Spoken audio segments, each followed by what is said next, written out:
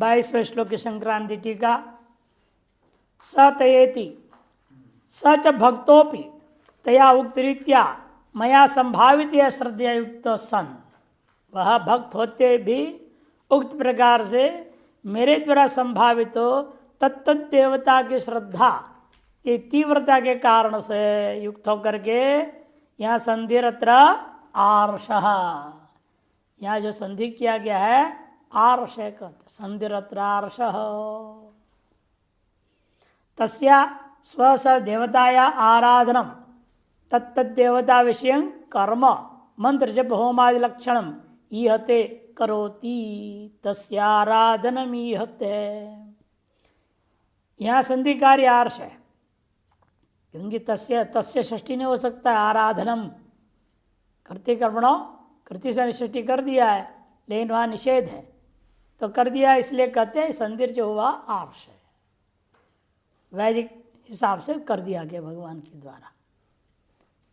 तस्या स्वसा देवताया, तस्या मने तत्त देवता, उनके आराधना तत्त देवता विषयं कर्म इत्यर्थ। आराधना में तत्त विषय का कर्मकांड करता है।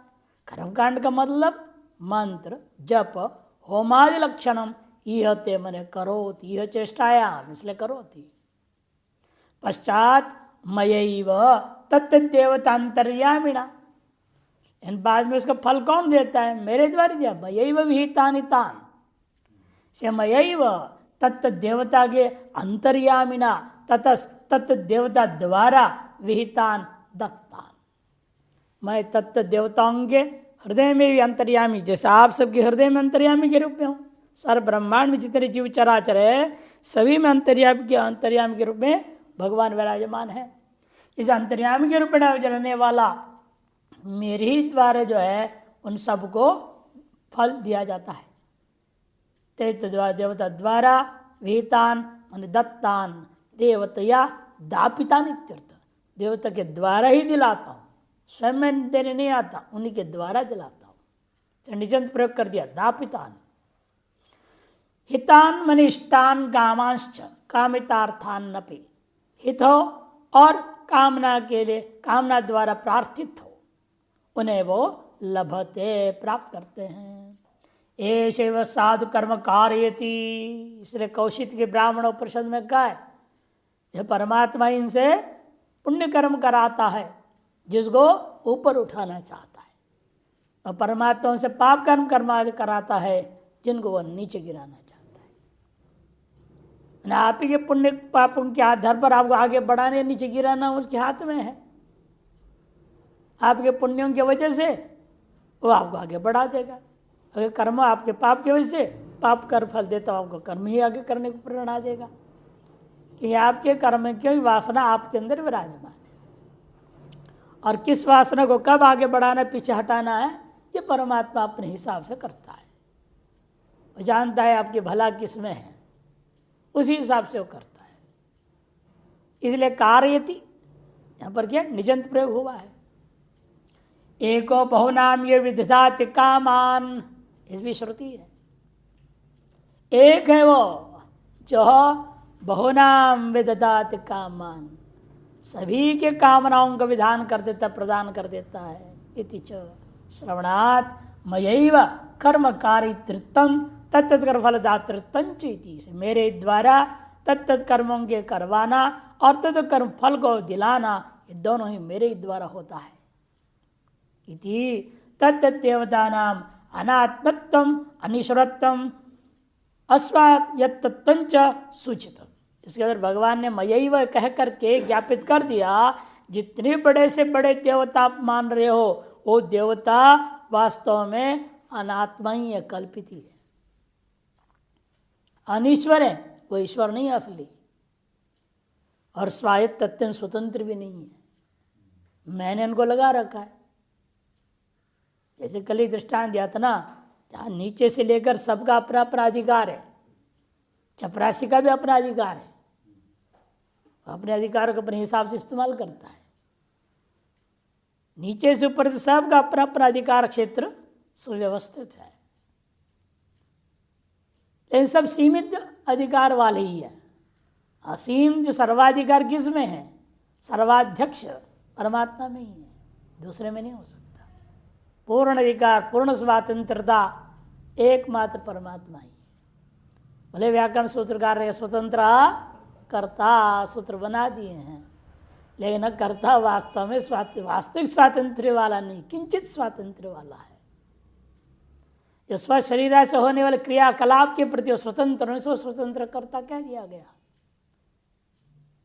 लेकिन करना, कराना, फल प्राप्त करना, न करना, ये सारी चीजें पूर्ण स्वतंत्रता देवताओं को भी नहीं, ये साबित कर दिया यहाँ पे। इति सूचितम तेना चैतन्यम ईश्वरम सर्वार्थदम आत्मभूतम अनायास लभ्यम माम त्यक्त्वा।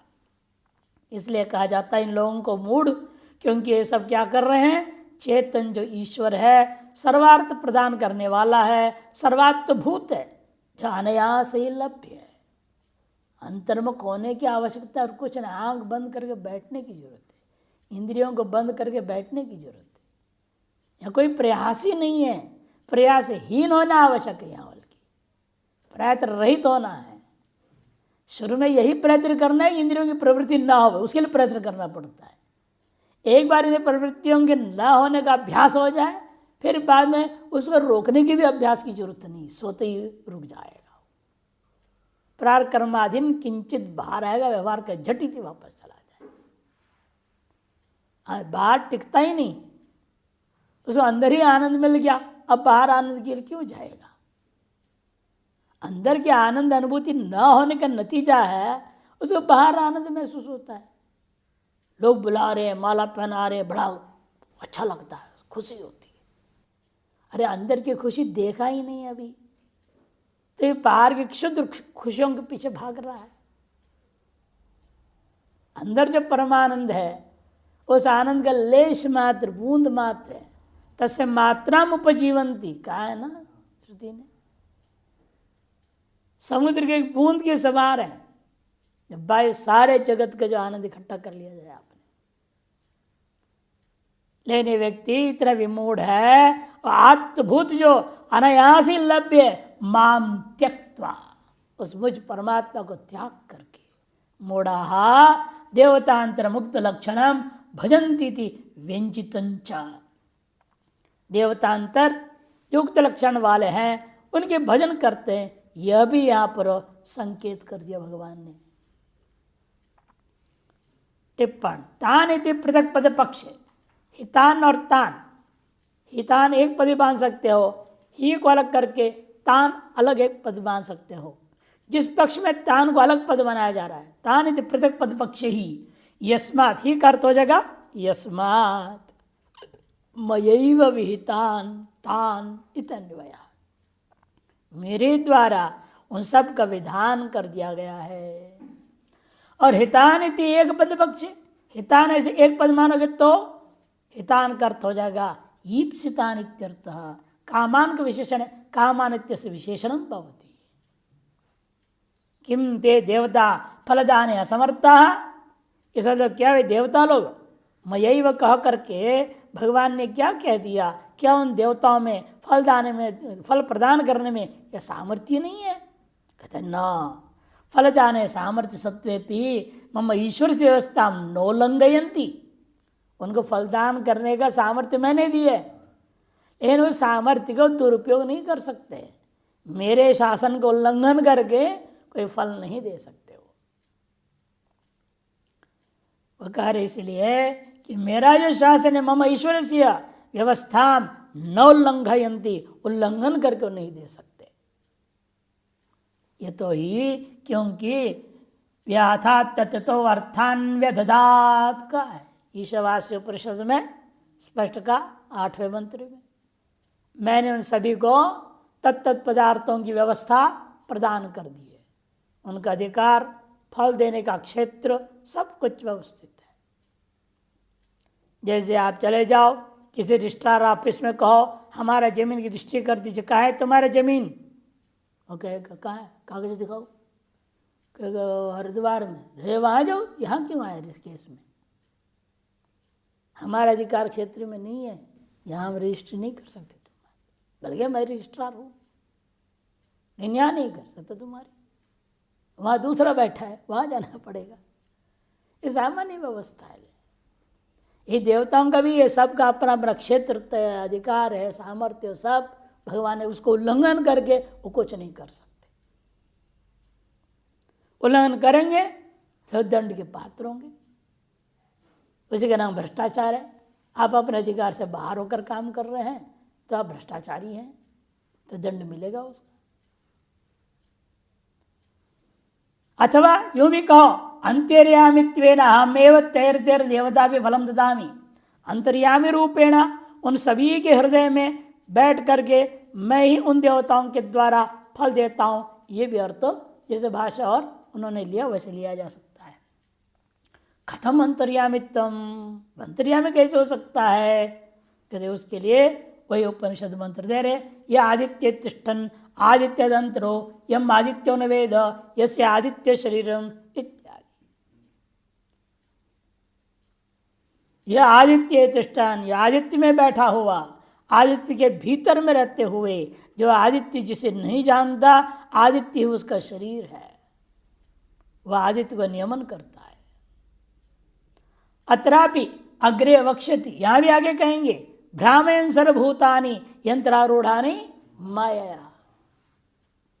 एवं ब्रह्म सूत्र में कहने वाले हैं फलम मत उपपत्ते है सूत्र है इति कामान उत्कृष्टम अपि, चाहे उत्कृष्ट हो निकृष्ट हो, सकल कामना ईश्वर के द्वारा ही प्रदान किया जाता है। यथा विष्णुलोके शिवेन सह मोदते, विष्णु पुराण में लिखा शिवेन सह मोदते। हितान इति एक पद पक्षे तो वस्तुतो अहितानाम अपि हितत्वम औपचारिक मिति मंतव्यम। और हितान इस पक्ष में एक और बात यह विशेष है, वस्तुतः अहित में भी हितत्व औपचारिक मात्र ही है। संसार के जितने भी देवताओं के द्वारा दिए जाने वाले फल है वह वास्तव में हितकारी नहीं, अहित ही है, सब अंतमान है। संसारी हो दे सकता, मोक्ष तो कोई दे नहीं सकता। मोक्ष देने अधिकार किसी भी देवी देवताओं को नहीं है। बड़े से बड़े ब्रह्मा जी को भी अधिकार नहीं मोक्ष देने का। ब्रह्मा जी जब ब्रह्मलोक में आप पहुंचोगे ना, तब ब्रह्म विद्या दे देगा। उससे आप मुक्त हो जाए ना हो जाए वो आपके हेडेक है। हाँ, अब वहाँ कितना अभ्यास करो, वहाँ भी संकल्प कर लो अगले अगले कल्प में जो है मैं यमराज जी बनूँ या अमुक देवता बनूँ, ऐसे संकल्प कर लोगे तो वो क्या करेगा ब्रह्मा जी? ओके ठीक है भाई, तेरे संकल्प अगले बार बनो, तुम अगले पद में चले जाओ। कोई विष्णु पद पे बैठना चाहता है अगले महाकल्प में, तो ब्रह्मा जी क्या करेगा? ब्रह्म विद्या दे करके भी आपको मोक्ष नहीं हो पाएगा। अगले महाकल्प में जब विष्णु बनोगे और वो कार्यकाल खत्म होएगा, तब विवेक जग जाए तो वहाँ फिर और संकल्प उठ गया तो क्या और आगे। इसे मोक्ष का कोई इन लोगों का अधिकार नहीं है। गुरु भी क्या कर सकता है? ब्रह्म विद्या दे सकता है। इसलिए अंग्रेजी बहुत सुंदर कहावत है, you can take a horse to the pond but you can't make it drink until it wants to drink. एक घोड़े को तुम तालाब पे ले जा सकते हो, गर्दन पकड़ के दबा दो पानी में, पियो पानी पियो, लेकिन घोड़े की स्वभाव है नहीं पीना चाहेगा, घुट के पानी में मर जाएगा लेकिन पिएगा नहीं। वही सब चेलों का स्वभाव है। गुरु बोल रहे मुक्त हो जा, मुक्त हो जा, नहीं होऊंगा नहीं होऊंगा, मत हो भाई, क्या करेगा गुरु? क्या करेगा? ब्रह्म विद्या भर सकता है खोपड़ी में, लेकिन आप नहीं होना चाहते तो कौन क्या करेगा? इसलिए तीव्र इच्छा आप में आनी चाहिए। इसे मुमुक्षा को दुर्लभ कहा है। दुर्लभम त्रयमेव एतद् मनुष्यत्वम मुमुक्षुत्वम महापुरुष संश्रय। इसलिए उत्कृष्टोपि यथा कह दिया वस्तुतो अहितानाम अपि हितत्वम औपचारिकम, अहित होते हुए भी उनमें हितत्व व्यवहार जो हो रहा है औपचारिक का यू समझें। अविवेकिना कामनश्चत्ते अतः, क्योंकि वे लोग जो है अविवेकी हैं, कामी हैं, इसे उनकी क्या होते बता रहे हैं। काम एष क्रोध एष इति काम से दुष्पूरत्व पातकित्व वैरित्व च पूर्व में उक्तम। पहले बोल चुके हैं कामना क्या है, ये दुष्पूर है। महाशनो महापापमा, इन दोनों के लिए कहा है। कामना को महाशना, क्रोध को महापापमा। आयुर्वेद में रोग आता है भस्मक रोग, हाँ खतरनाक रोग होता है। 1 क्विंटल खिला दो 5 मिनट के बाद बोलेगा भूख लग गई। ये भस्मक रोग की विशेषता है। खाते जाएगा भस्म, पता ही नहीं चले कहाँ गया हो, अंदर डाल के अंदर पहुंचते पहुंचते स्वाहा, उसके कभी भर ही नहीं सकता पेट भस्मक रोग वाले का। आयुर्वेद में वर्णन है। फिर उस अग्नि को शमन करने के लिए चंदन घिस करके दही के साथ खिलाने को कहा गया। इतनी तेज आ गया उसका, डालते डालते स्वाहा खत्म, डालते डालते स्वाहा। वैसे कामना है, एक कामना पूरी नहीं हुई 10 कामना खड़ा हो गया फटाक से। एक पूरा हुआ ही नहीं है, इतने में 10 खड़े हो जाएंगे लाइन में, और 10 में अब चुनोगे इनमें से ये मैं पहले प्राप्त कर लूंगा, वो प्राप्त किए नहीं, और 9 तो है ही बैलेंस, और 10 खड़े हो जाएंगे। महाशनो इसलिए कहा गया है। और क्रोध तो महापापमा है। जब क्रोध आता है आदमी का विवेक तो खत्म हो जाता है, देखता ही नहीं मैं कहाँ हूँ, क्या कर रहा हूँ, किसके साथ व्यवहार कर रहा हूँ, कुछ भी विवेक नहीं रह जाता है। ये क्रोध को महापापमा कह दिया, काम को महाशना। दुष्पूरत्व बोल चुके हैं, पातकित्व भी वर्णन हो चुका है कामना के बारे में, और हम सबके वैरी कहा है। विध्येनम वैरिणम ये कहा है। इति पूर्व में उक्तम तथा काम एव सर्व अनर्थ बीजम, इसे स्पष्ट है कामना ही सर्व अनर्थ बीज है। तद्वता कृतं कर्म तत्फलंच ध्वंस प्रतियोगित्वात्, क्योंकि तादृश कामना वाले के द्वारा किया गया जो भी कर्म है और उसका फल है, ये सब क्या है, ध्वंस के प्रतियोगी है, माने अनित्य है, अपुरुषार्थ कर्म एव, ये वास्तविक पुरुषार्थ है ही नहीं। कामना पूर्वक कुछ भी करना वह पुरुषार्थ कोटि में नहीं लिया जा सकता है। पुरुषार्थ वही है जब कामना पूर्वक संकल्प और सेवा दोनों करते हैं, निष्काम भाव के संकल्प भी करना है। अंतवत्तु फलम तेषाम तद्भवत्यल्पमेधसाम देवान् देवयजो यान्ति मद्भक्ता यान्ति मामपि। अंतवत्तु फलं तेषां तद्भवत्यल्पमेधसां देवान् देवयजो यान्ति मद्भक्ता यान्ति मामपि। तू किंतु भले हितान है वो, हितान कामान विदधाति, किंतु ते हितान कामान अपि अंतवदेव फलम भवन्ति। ये भले आपको लगता है आपकी कामनाएं आपके लिए हितकारी है, हित है। हमारे यहाँ ऋषिकेश में दुकान का नाम है हितकारी मेडिकल्स, हितकारी नाम में रख दिया है। और सारी दवाइयाँ, एक भी दवाई हितकारी नहीं हो सकता है। ये सब आधुनिक तरीके बन रहे हैं मशीनों से, विधिवत तो आयुर्वेद की कोई दवाई बन ही नहीं रहे हैं। और हित कैसे कर सकता है? फिर भी मान लेते आयुर्वेद दवाई कुछ तो लाभ देकर ले रहे हैं। पहले एक था छोटा सा, उसको पीछे का भी ले लिया, बड़ा बना दिया, अब इधर का भी ले लिया और बड़ा बना दिया, क्योंकि उसमें कमाई हो रही है। समझ लो हितकारी क्या हितकारी है। किंतु हम स्पष्ट बोलते हैं, आप भले सोच रहे हितान कामान इन अंतवत्तु फलम तेषाम, उनका जो भी फल है कामना पर प्राप्त किया हुआ, आप भले हित समझते रहिएगा, किंतु वास्तव में अहित है। अहित इसलिए कि ये अंतवत है, तद भवति अल्पमेधसाम, है ना। क्षुद्र बुद्धि वाले उसी को चाहते हैं।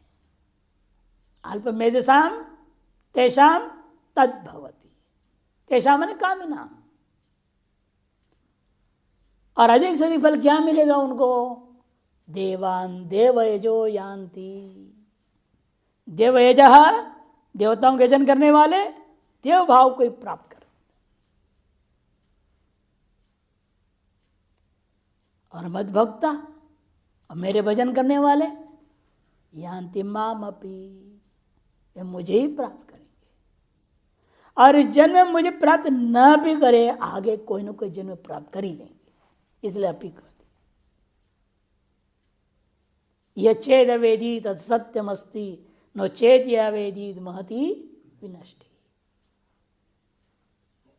अवश्य वे मुझे प्राप्त करेंगे। 2-4 जन्म में निपट जाएगा मामला, ज्यादा जन्म नहीं लगाते भगवान। लेकिन तीव्र मुमुक्षा मरण पर्यंत सकल क्रियाकलाप सकल कामनाओं का त्याग करके शास्त्र चिंतन में लगना होगा। ज्ञान योग के मार्ग में लगो, और जब जब ज्ञान योग में मन नहीं लगा, तुरंत जप में, यज्ञ में, दान में, तप में, उपासना में लगना चाहिए। यज्ञ ने दान तपसा नाशके न कहा, इसलिए तो मन यहां से हटा तो व्यवहार में ज्यादा ना जाए। व्यवहार में जाने का मतलब वो कोई ना कोई कामना खींच के ले जा रहा है। बाहर से लग रहा है हम लोक हितार्थ कर रहे हैं, लोक संग्रह मेवापि भगवान ने भी बोल दिया है ना, उसको पकड़ लेते हैं। हम अपने लिए कुछ नहीं करते हैं, बोलते भी लोग हम लोगों के हित में कर रहे हैं। लोगों के हित में निष्काम भाव से करो, फिर अपेक्षा मत करो उसमें कुछ भी। अब उसमें बहुत कठिनाई आती है। निष्पक्ष भाव से, निरपेक्ष भाव से, कामना रहित निष्काम भाव से जब कोई भी कार्य करने लगोगे, अधिकतर देखा गया आपके 99% कार्यों पे लोग गाली देंगे, कमियां ही निकालेंगे। है, अनुभव सिद्ध है। 1% लाभान्वित लोग होंगे जो आपकी प्रशंसा करते हैं, हाँ जी इन्होंने बहुत अच्छा काम किया। लेकिन लाभान्वित लोगों में से भी 99% उल्टा ही बोलेंगे। उपकार पा करके अपकार करने वाले ज्यादा मिलेंगे। लेकिन आप फिर भी दृढ़ता पर लगे रहिए, परीक्षा है। प्रतिकूल स्थिति में भी कितना आप उनके हित करेंगे।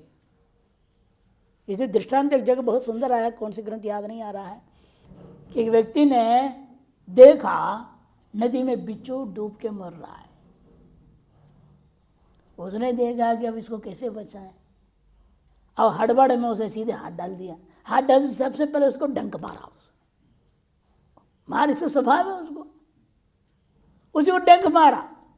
ये देखे ये हम इसको बचाने जा रहे, उल्टा मेरे को डंक मार दिया, तो क्या करें। फिर उसने एक डंडा लिया, उसको पकड़ा, उसके ऊपर आया। अरे फिर मेरे पास आएगा, फिर मेरे को काट गए तो पलट के इधर फेंकना पड़ा, और धैर्य से गिरा, बेहोश हो गया वो। और फिर गया उसके पास, आप देखिए इसको फिर बचाने की कोशिश करो, फिर काटेगा। सीधा करना भी है, उसको देर सीधा किया, थोड़ा उस पर पानी डाला, फिर चालू मारने के लिए तैयार, भगो फिर वहां से छोड़ के। बिच्छू का अपना स्वभाव है, ये सारी दुनिया बिच्छू है समझो। आप इन्हें बचाने, उनके हित में काम करेंगे, उल्टा आपको जरूर काटेंगे। और कितना आप सहन करके फिर भी उपकार करेंगे, उससे आपके अंतर में शुद्धि तय होता है। यदि लेश मात्र तो बेकार है, उपेक्षा करने लगोगे, अपने कर्तव्य छोड़ दोगे, अंतरण शुद्धि नहीं होगी। ये संसार की व्यवस्था ही ऐसे, इसलिए न कबीर ने कहना पड़ा, निंदक नियर रखिए आंगन कुटी छवा, अंतःकरण को निर्मल कर देंगे। इसलिए समझना चाहिए, देव जो देवानी यान्ति मद भक्ति यान्ति मामपि। अंतवत् मन विनाशी तो फलम तेषाम तद्भवति अल्पम मेधसाम अल्प प्रज्ञानाम। क्योंकि देवान देवजो यान्ति, देवान यजन्ति थे देवजा ते देवानेव यान्ति। देवताओं के यजन करने वाले जो है वे देवभाव को ही अंत में प्राप्त करते हैं। मद भक्त यान्ति मामपि। एवं समाने अपि आयास है, कहने का अभिप्राय क्या है? यजन ध्यान पूजा पाठ जो भी है समय आयास तो बराबर है। सकाम करो या निष्काम करो, आयास तो बराबर ही है। विधिवत तो करना है आपने, विधि पूरे पालन करोगे आप। वही कहते समाने भी आयास है मामेव न प्रतिपद्यन्ते। इन जो देवयाजी हैं वे मुझे प्राप्त नहीं कर पाते।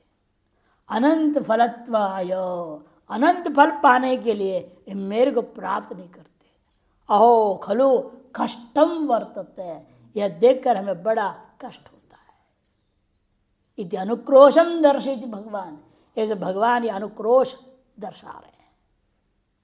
संक्रांति टीका अंतवत्विति अल्पमेधसाम अल्पा ससद विवेचना असत त्याग सदानंदादि सदा दानादि क्रिया अनर्रा मंदा मेधा इति। सदसत विवेचना असत का त्याग सदा दान आदि क्रियाओं में अयोग्य है।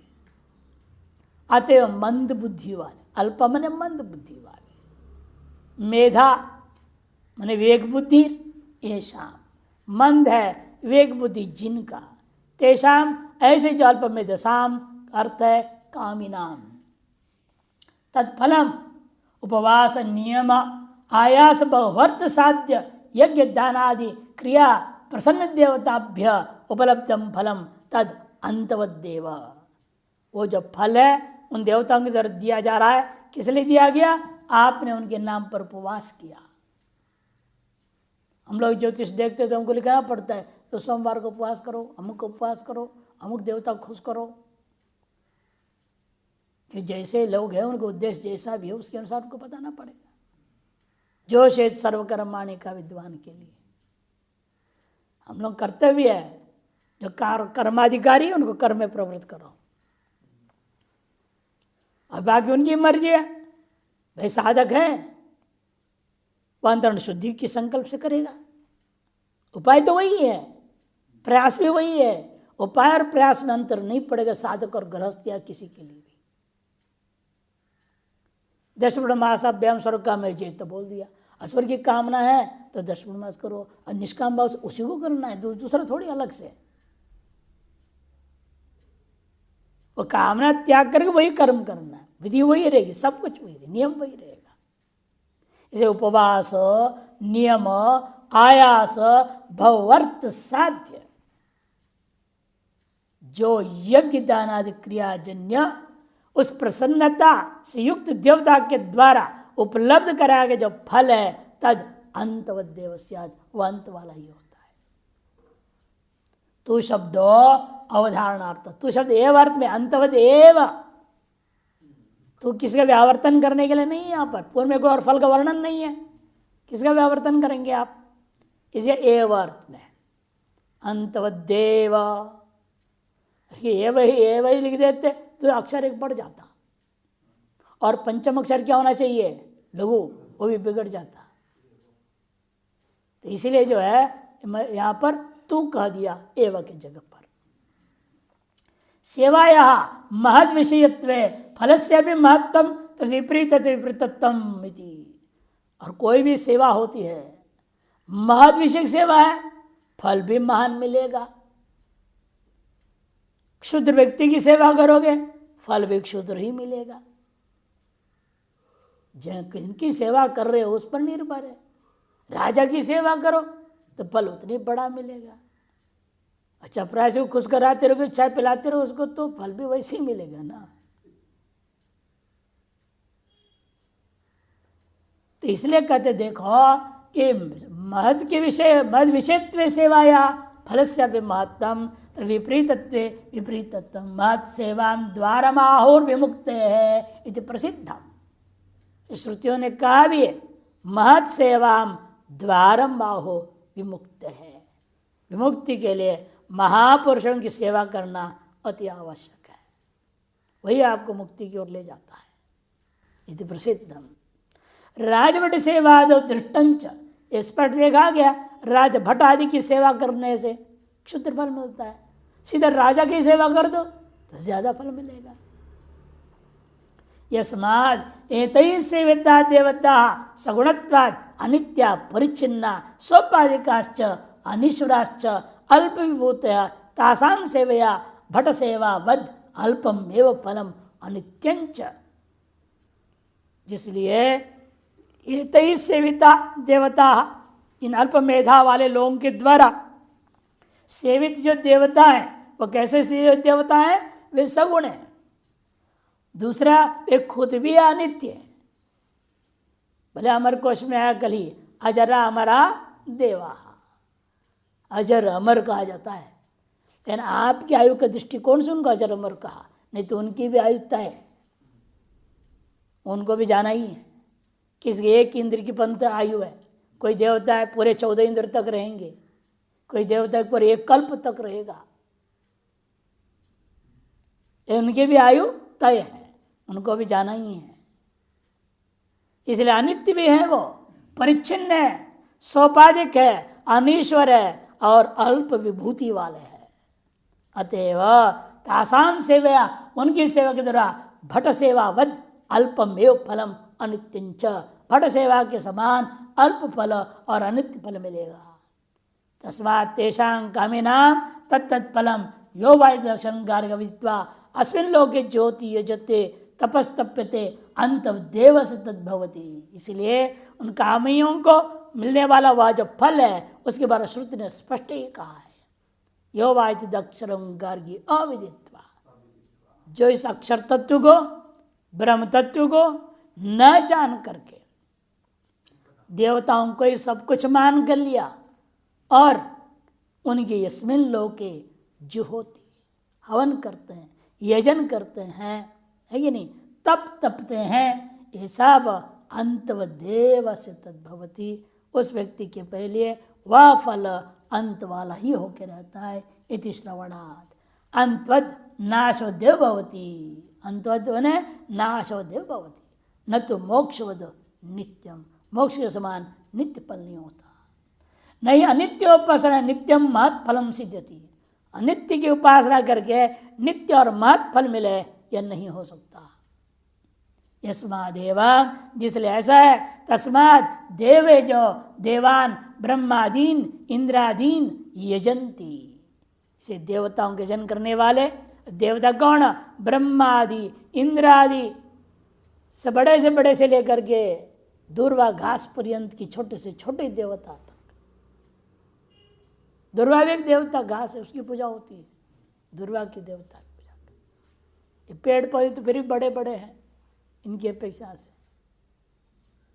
ब्रह्मा जी सबसे बड़े देवता हैं, से ब्रह्मा जी से लेकर के नीचे तक जितने भी देवी देवता हैं सबका अपना अपना अलग अलग शक्ति सब बता रहे हैं। ब्रह्मादीन इंद्रादीन यजंती तत्व शास्त्रोक्त विधि ना भजंती, तत्व शास्त्रोक्त विधि के द्वारा उनका भजन करते हैं। उन्हें कहा जाता है देवजः, देवता भक्ता तानेव देवान यान्ति, वे देवता के भक्त हैं, अंत में से अधिक फल तत्त देव भाव की प्राप्ति होती है।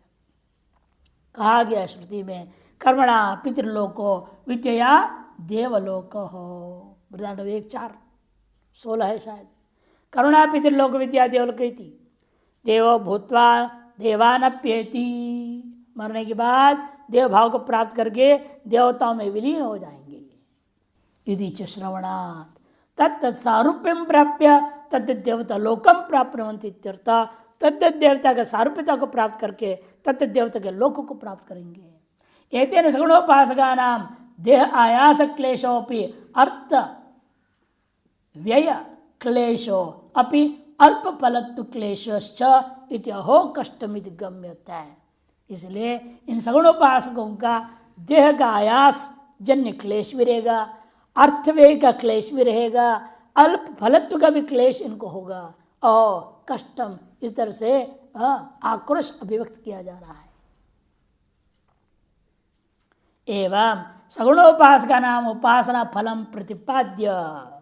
अब सगुणोपासना वालों के उपासना फल अनित्य फल बता करके अब वासुदेव सर्वमिति करके उपासना करने वाले ज्ञानवान माम प्रपद्यते जो कहा कि उत्तम अर्थम पुण्यात्मनाम श्रोत्रिणाम विवेकवताम सोपास्तो एव श्रद्धा भूयादिति। पुण्यात्मा है, पुण्य अंतकरण वाले, शुद्ध अंतकरण वाले, श्रोत्रगण जो विवेकवान है, अपने आत्मा की उपासना करने वाले लोग हैं, वे उनमें भी श्रद्धा होवे और अपने आत्मा उपासना करते रहें। ये तदर्थ उनके भी फल वर्णन करते हुए कह जाए साथ साथ में कि मद भक्ता यान्ति मामपि पुनरपि प्रतिपादयति मद भक्ता। अपशब्दस्तु अर्थ, अपशब्द जो है तू मने अल्पमेधसों का व्यावर्तन करने के लिए, पूर्वोक्त अंतवत फल का व्यावर्तन करने के लिए तू आया है। अपशब्दस्तु अर्थ है मद भक्ता सत्सद विवेक वैराग्य शम धर्म संन्यास आदि उत्तम साधन संपत्तिया ब्रह्मविद वर्य प्रसत्याच।